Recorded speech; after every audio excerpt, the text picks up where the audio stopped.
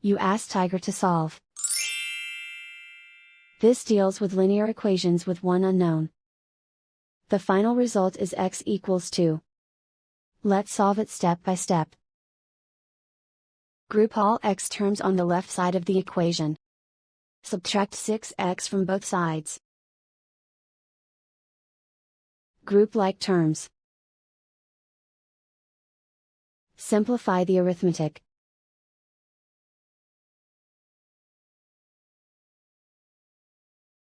Group all constants on the right side of the equation. Subtract 10 from both sides.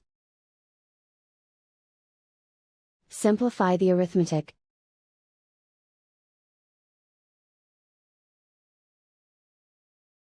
Isolate the x.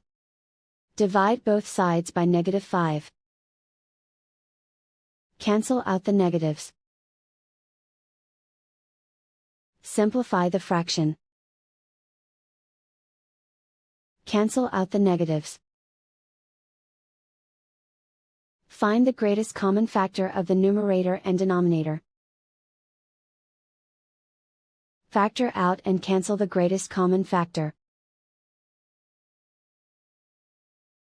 And so the final result is x equals 2.